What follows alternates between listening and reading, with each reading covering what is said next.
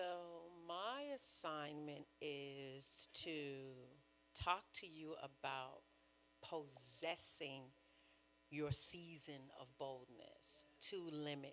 So, I'm so grateful for this um, topic because I love teaching people and instructing people on how to possess what it is that God has for you to do. So, possessing a season of boldness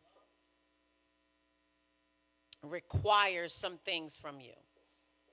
And we're going to talk about two individuals in the Bible that really speak to my spirit about um, walking into your season of boldness and what they're passing out. So don't look at them right now, flip them over. That's towards the end, but I wanted y'all to have them now. Um, so they're passing out a workbook that I created for you too. It says Limitless Living Workbook. So you'll be able to work on it throughout the month, right? So I want to talk about two individuals that, to me, speak a major level of boldness. One is the man at the pool of Bethsaida, right? This brother said that I am sick and tired of watching others receive their healing, their miracle, right? And it says in John 5:5, it says, Jesus asked the man if he wanted to be healed. So he had a choice right there to make that decision. Do I want to be healed? And I learned today in a conversation I was having with somebody that sometimes people don't want to be healed because then, if they waited on their disability check. Can y'all imagine who said this to me? The person I'm sharing the room with. I never knew that. I said, what? I just learned something.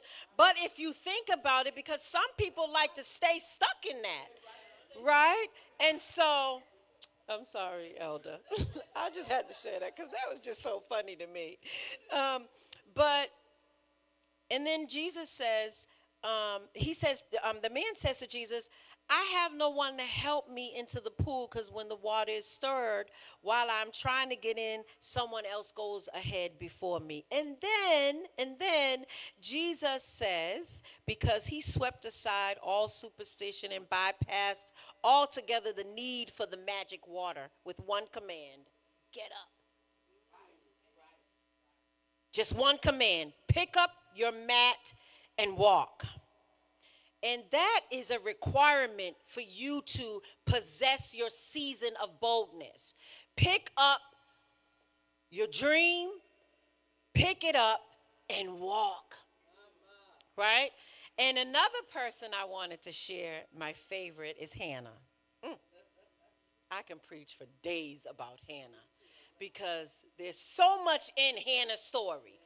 Being ridiculed and ostracized by her sister, the sister having babies, and she ain't having. It's a lot to talk about, right?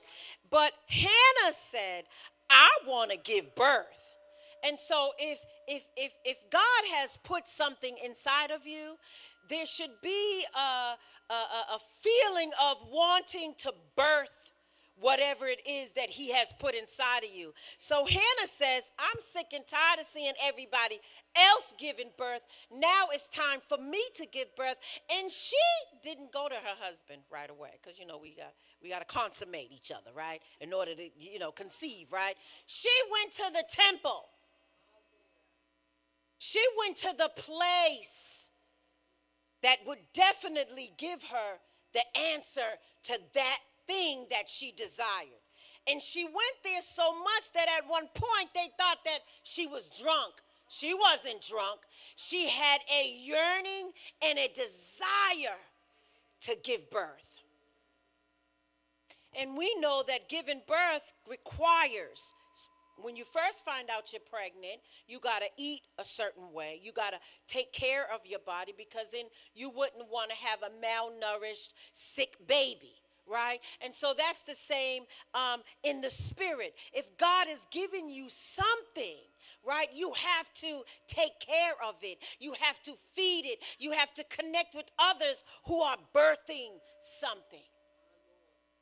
And so Hannah says, I am going to the place that will help me walk in my season of limitless. Because once she birthed the first one, right, she had many children after that. So what is boldness? Boldness is the quality of being daring, courageous, and willing to take risks or face challenges with confidence and conviction. I got a whole lot. I'm going to be in my time, and I talk fast because I'm from up top. So if I need to slow down, let me know. But I want to make sure that you get all of this. And so boldness also involves stepping outside of your own comfort zone, something what our sister was talking about, and speaking up for one thing that you believe in, and acting in the face of fear or uncertainty. Because when you're bold, you don't know. When he gives you something, he doesn't show you the end while you're in the beginning. So you have no idea what's going to happen all in between before you get there. So that's why it's a season of boldness, because we know that seasons change. So when you're happy, then you're sad, and then you're going through, and you're dealing with this, and your children are acting a certain way. You transition in employment. Things are happening in your season. Your season. And so where does boldness come from? It comes from the relationship we have with God. Notice I said the relationship, because it takes a level of relationship to be able to trust something that is going to happen and you don't have no idea when. It takes a relationship to say, God, I will trust you even though I can't trace you. Right? It takes a relationship. We just can't assume it's going to happen unless you have a relationship with God. So being bold is following God's path, living out our faith in love, and standing up for it, no matter what hardships you face, because I realize that hardships put a halt to what it is that we want to produce. Right? Because when you start getting some bumps, right, you're like, wait a minute now, I ain't signed up for this. Wait a minute, you didn't tell me this when Overseer Drusilla was prophesying to me. Wait a minute, what is this? Hardships, right? But when you have that relationship with God, hardships don't move you. You keep going regardless of what happens. What comes, sickness, whatever happens. Because in the last couple of weeks, since 2018, I done found out I have an aneurysm in my brain. I done found out, thank God we did the breast stuff and there's nothing there. But I found out that I have emphysema in my lungs. So when y'all see me praising like that, it's because I'm believing God is going to dry up that emphysema. Because y'all know what I told the lung doctor? I told him I am too cute to be walking around with a lung, with this oxygen tank. I'm just too cute. You know, I'm just confident like that, and I'm just too cute. And the little woman, she just laughed. But I said, I'm serious, so I'm believing God to heal the upper part of my lung. So the next time I go back, they tell me the same thing they told you. We don't even see it anymore. Why? Because I'm living in my season of boldness. I'm not succumbing to what the doctor's report says. That we ain't going to do. We're not succumbing to that. So in my season of boldness, I'm believing that it's going to dry up the emphysema and the aneurysm. Because when I was talking to overseer, she said we have the same aneurysm and she has a clip in her brain. And I'm thanking God that every time I go every 2 years, nothing. Hasn't grown, hasn't moved, hasn't done anything. Why? Because I'm in my season of boldness. You know, when you walking in this season, some people will say it's conceit. Some people will say that it's pride. No, it's not. It's because I have a relationship with God and I know what he says about me. He says, by his stripes, we are what? Okay. All right, let me get back to, because I'm trying to be like a workshop facilitator. So let me get back to so let me tell you what boldness is. It's the quality of being daring, courageous, and it's willing to take risks or face challenges with confidence.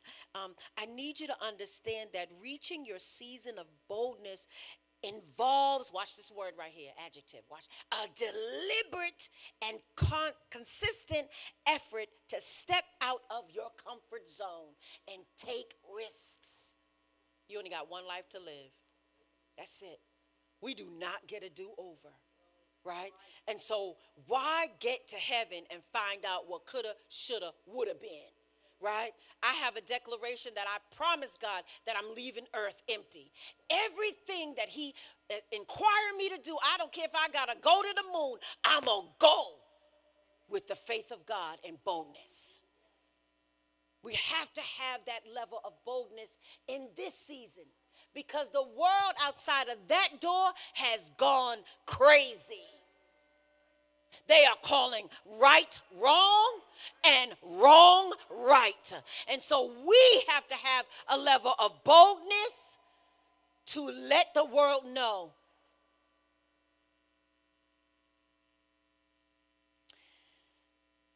I'm sorry, I'm old-fashioned, so I got to flip my paper. Boldness is the quality of us being able to step out of our comfort zone. It's speaking up for what we believe in and taking action in the face of fear or uncertainty. Because it's almost like you're blind walking when you're walking in a season of boldness. But you know that God is getting ready to do something through you. Boldness can manifest in various aspects of life. It's a personal relationship, career pursuits, creative endeavors, and it also requires overcoming obstacles, confronting adversity, and embracing opportunities, something we don't want to do either. Embracing opportunities for growth and self-discovery. You got to discover yourself. You got to look within and figure out what it is that are your limitations, what it is that is stopping you from being all of who God has called you to be. Self-discovery. So y'all know I'm a therapist by profession, so I'm going to be throwing some stuff out there to help y'all. Okay? So bold individuals are not afraid to pursue their dreams, express their authentic selves, stand up for their principles, even in the face of opposition or criticism. We talk about some bold, bad people, y'all, right? When you're walking in these practical strategies, you have no other choice but to carry yourself in a certain way, right? Bold individuals possess a strong sense of self-confidence, reliance, and determination that enables them to navigate life's challenges with courage and, my favorite word, grace. Y'all heard that? While boldness can involve taking risks, it is not reckless or impulsive. So you just can't get up and no, you can't. You got to go seek the Father. Is this the move you want me to make? Is this the person you want me to marry? Is this the house you want me to buy? Is this the job you want me to be at? Is this the place you want me to be? This is being bold, right? And so, bold individuals weigh the potential consequences, woo, of their actions, but they are not paralyzed by fear or indecision. These are bold people. Point to yourself and say, I'm a bold individual. Instead, bold individuals trust their own abilities, intuitions, and values to guide them forward, even in uncertain circumstances.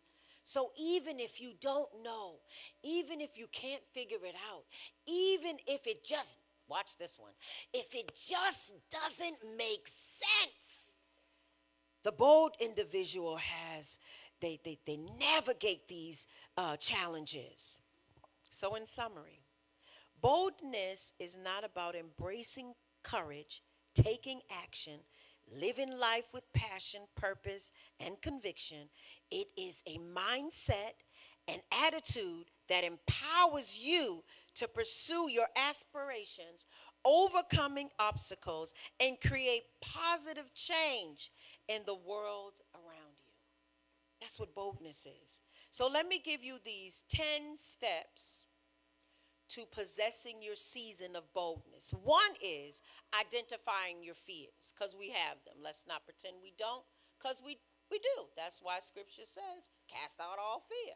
So obviously, God knew that we were going to have fears, right? So you're going to have to take some time to identify the fears or doubts that are holding you back from being bold, right? You need to set clear goals. Define what boldness means to you and set specific, achievable goals. That's one thing I tell my clients. Don't come in here telling me you get ready to get on a farm and have 10 cows and all. That's not that's not realistic, and it's not, I don't think it's achievable right now. Right? And so you have to set goals that you know that you're going to achieve. And you have to set smart goals, right? That 3 months, 6 months, 9 months, 12 months, right? So that way you can see the small wins. So that way you can see, oh, okay, I did 2 out of 3 in the last 3 months. I did 4 out of 5 in the last 6 months. And then you start to see yourself progressing. But if you just put a whole bunch of goals and on your vision board and you, all right, that's it right there. And a year later, you're like putting the same stuff on your vision board. We need to rethink that. We need to start that over. We need to make these goals attainable, right? Start small. Practice being bold in small ways to build your confidence gradually, right? This could mean speaking up in meetings. You know how sometimes you're in them meetings at work and you're like, what? What is this? Oh, no, I need to say something.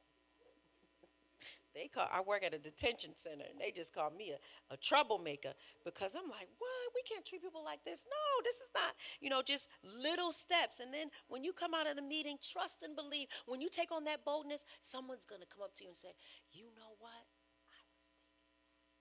But you were the bold one to speak it out so that other people can hear the concern that you have. Challenge yourself. Push yourself outside of your comfort zone on a regular basis. Every day, push yourself. Visualize success. I am such a visionary. Like sometimes I got to calm myself down because I'll be way into 2080. And no, I ain't gonna be in 2080. But that's just how I am. I'm always visualizing success, right? So even though I may not, and this is why I don't get stuck in what I'm experiencing at that moment, because I'm in my future. I know this is all going on right now, but that's not gonna deter what's coming. Right? So visualize success. Get out of that pity party. Get out of what ain't and what ain't happening, what's not happening, what you don't have. Get out of that and visualize, this is where I'm going to be in the next 5 years. This is what it's going to look like in the next 3 years. And you and God have a conversation, because don't move impulsively. You and God have a conversation and say, is this your will? Surround yourself with supportive people. This is a bit of, if you're writing this down, put a big star, highlight it, check mark it, do something. So when you go back and read that, you have to be around supportive people. Kick those people out of your life that do not understand what's going on. And when I say kick them out, I don't mean like, never talk to them, but put them, I have people in my life like you're here, you're there, and then hey, every now and then we talk, right? But the ones that are like right here, they encourage me, they lift me up, they feed me. They don't let me get stuck. They don't let me, when I start saying I'm about to close this practice because ain't nothing happened, the insurance company taking too long to pay me, I can't run a business like this, and I just go on, and they just listen because I'm talking. But then they was like, wait a minute, but you just had a meeting with somebody that wants to give you $1.2 million. You just got $10,000 from public health. Like, okay, it's not happening right now, but it's happening, right? And then that takes me back to wait a minute, I got all this going on over here. Why am I over there? But if you don't have those people around you, like, girl, yeah, you should close. Look like ain't nothing happened. I can't have those people, because where I am in my season of boldness, I need people when I'm feeling low to lift me up, to remind me who I am. Because when you're in it, you forget who you are. So please reevaluate your circle. Don't stop loving them. We love them and everything, but get you some new folks in your circle to support you. Again, learn from your failures, because we're going to. There are things that we're going to do that are going to flop, right? But we're learning from, okay, I won't do that again. Or revamp that. That way didn't work. Let me try this way, right? Practice self-compassion, right? Dr. Priscilla said a little earlier, we don't extend grace to ourselves. There's another quality that I say to my clients all the time. Where's the grace for you? You have grace for your husband, your children, on your job. When is it going to be time for you to extend grace to yourself? So you come first. Extend grace to yourself. You're allowed to make mistakes. You're allowed to cry. I have, since I've become a therapist, I've learned, especially in our culture, like we're built to be strong, right?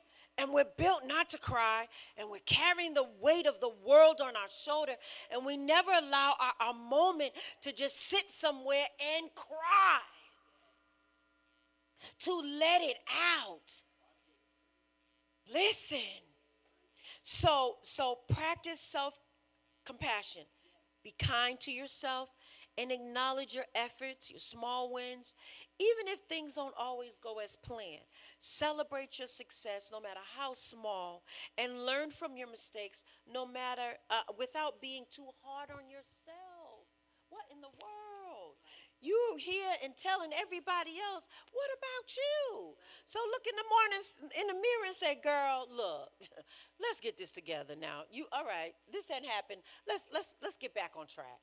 Talk to yourself. Spend some time with yourself. Spend some time talking to yourself. Get you one of those little circle mirrors and just spend about 5 minutes talking to yourself. Pour back into you. Thank God for our leaders. Thank God for our friends. Thank God for our overs. Thank God for our spouses. But there comes a time, you know how I learned this? Through Michelle Obama. You know what she said in an interview? She said, although Barack and the world was cheering her on, her self-esteem was like this, and she never believed what people were telling her who she was. Until recently, she started working on self. And when you work on self, you realize, wow. So spend 5 minutes. Talk to yourself. Fill yourself up. Encourage yourself. Lift yourself up. Because nobody don't know what you're going through really but you.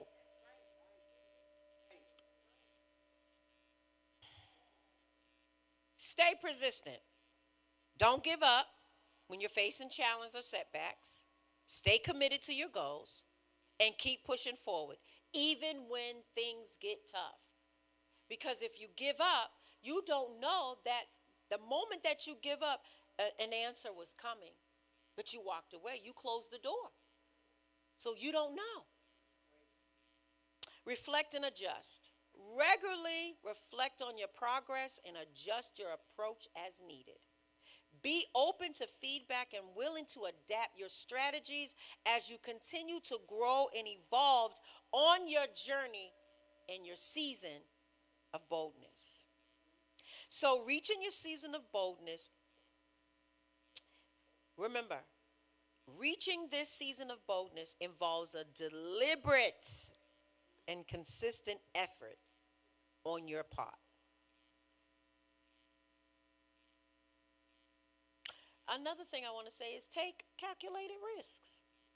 Start by taking small calculated risks that push you outside of your comfort zone. Because if you're not taking any risks, how do you know you're going to do it? If you're not applying for the job, taking a risk, I'm comfortable here. I've been here 10 years. I got my little 401k. I'm all right. But I like this position over here. Give me more time with my family. I don't have to work on the weekends. Let me take that risk. And never know, you might enjoy it on the other side. But you won't know because you're afraid to take risks. So, because I want to have at least 5 minutes for questions, right? So, following these steps, trust God and staying committed to your goals, you will reach your season of boldness and embrace a life filled with courage, confidence, and opportunity. Boldness is the quality of being daring and courageous and willing to take risk and face challenges, again, with confidence and conviction. While being bold can involve taking risks, it is not reckless. It is not impulsive. It is you trusting that God is going to do something amazing for your life. So God gave me this prayer that I wrote down because I wanted to make sure I said it exactly how he gave it to me.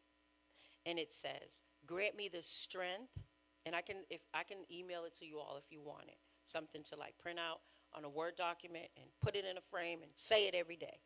Grant me the strength and courage to live boldly each day. Help me to embrace and challenge. Help me to embrace the challenges and opportunities that come my way with confidence and conviction. Guide me to step out of my comfort zone, to take risks, and to pursue my dreams with passion and determination. Give me the wisdom to discern the path that is right for me and courage to follow it even when it seems uncertain. Fill me with a spirit of fearlessness and resilience, knowing that I'm supported and guided by your infinite love and grace. Help me to trust in myself and in your divine plan for my life, knowing that with faith and perseverance, what? All things are possible.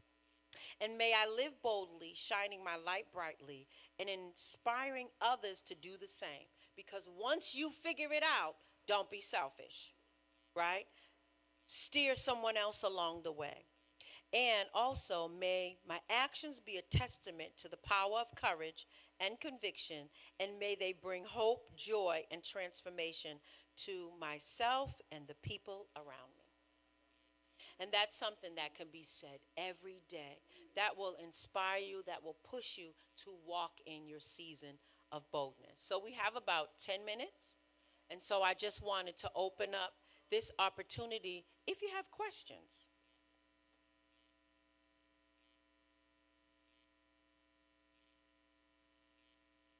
Now, I need somebody to be bold. Because thank you, ma'am. Come on. Mhm.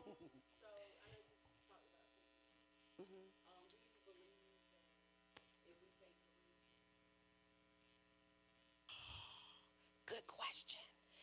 Absolutely. Because the fear is not doing it, right? So once you take the risk, you have overpowered that feeling of fear. Now, you don't know what's going to happen when you take the risk, and that's okay. Because you're going to have what? Your supportive friends. You're going to have God's word.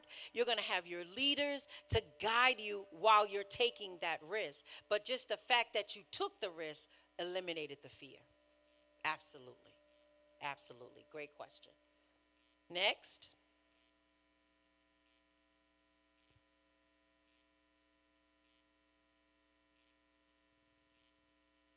They're looking at their notes, so to come up with a question. I love it.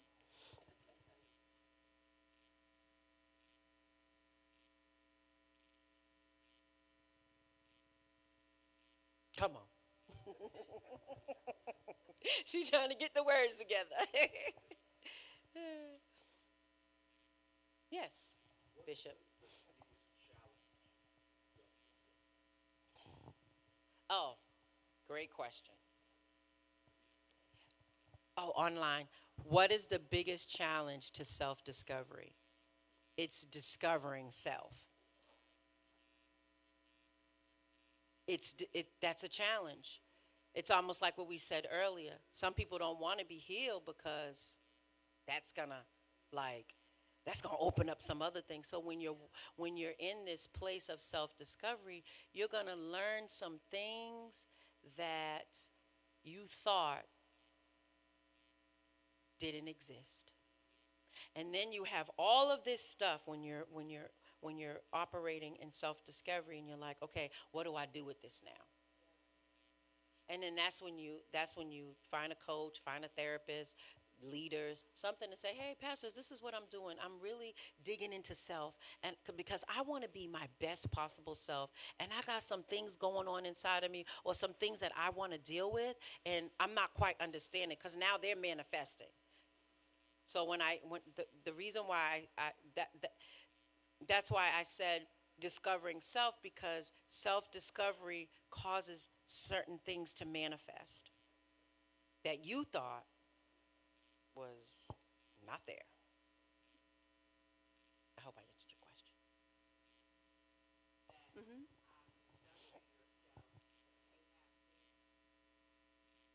Ah,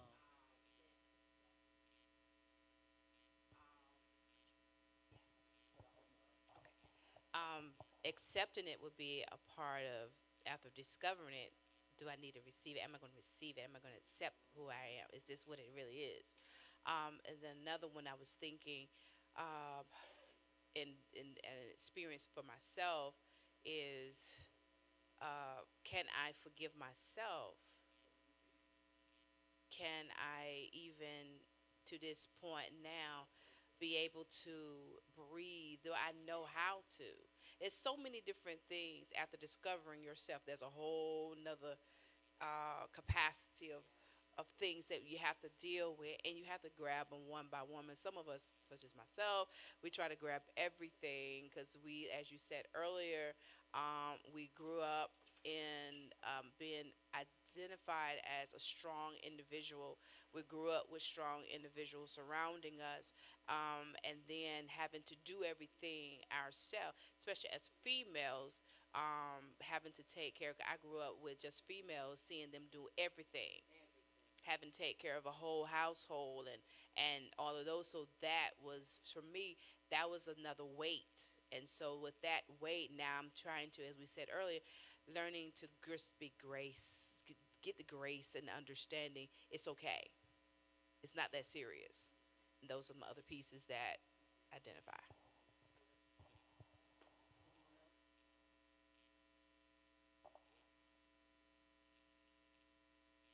because you do. You want to live your best possible self. And there was I'm gonna be talking about this lady that I had spent some time with in my room, and so there was this lady. She was saying, because I don't believe in putting people on blast. I didn't say their name.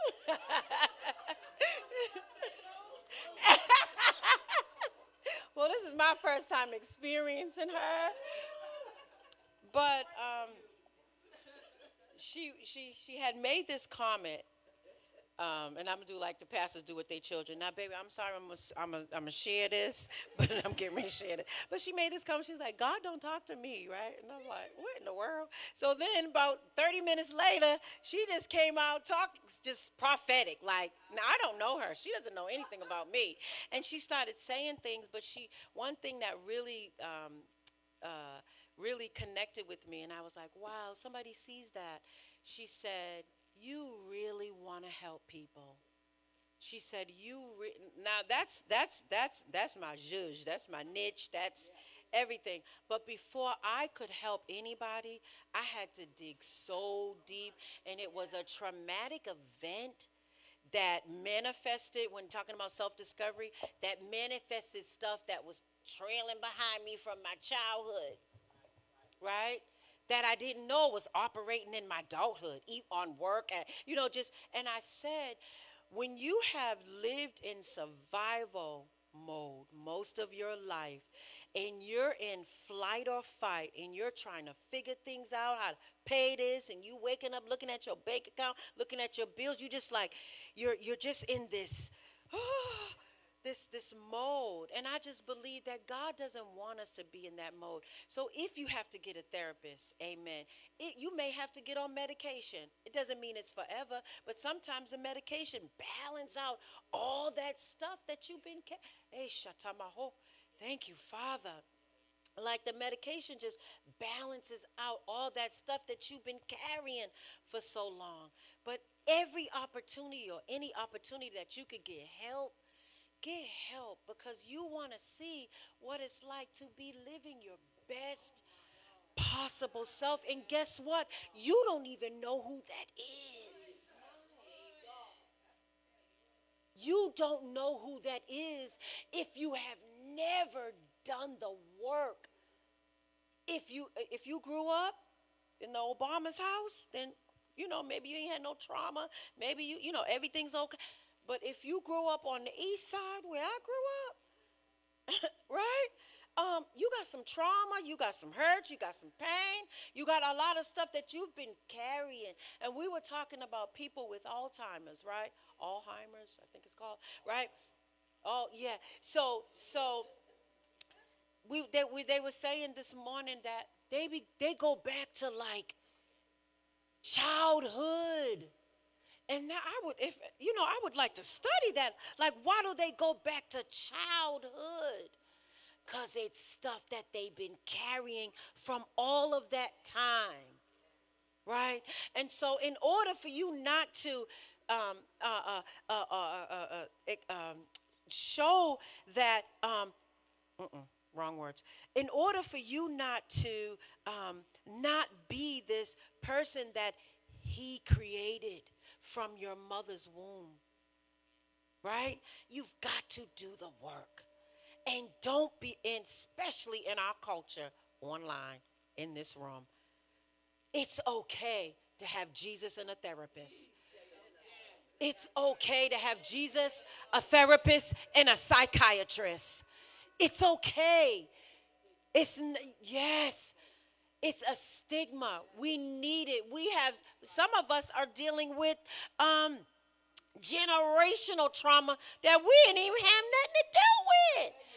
And we wonder why we're doing a certain thing. It could be somebody from our 10th generation that sprouted out in our bloodline. You want to be, like, write this down. From today, I want to be my best possible self. So what I did was I created the ultimate limitless living workbook. And now you can look through your workbook. Look through your workbook, and you're going to see how to shift your mindset in chapter 1. Right? You're going to see, I show you how to do it. Identify your current mindset. Chapter 2, you're going to be setting limitless goals. Right? So we talk about in here how to dream big. I talked to you about how to do smart goal setting. And so you'll see that in there. And then chapter 3, because I believe in people living authentically. Take these masks off. We don't know who you are and these filters and carrying on. Be yourself. You don't even know. They come up and say, "Oh, is that you? Oh, because every time I see you got the filter, I don't even know. Is that them? Because you don't know what they look like because they got the filter." So I'm going to show you how to live authentically. So listen, you go through that, right? And then the last one is practicing gratitude and mindfulness. Every day you got to find something to be grateful for. So I put in a gratitude journal for you for 5 days. And then I tell you, remember, limitless living is an ongoing journey, and it's okay to stumble along the way.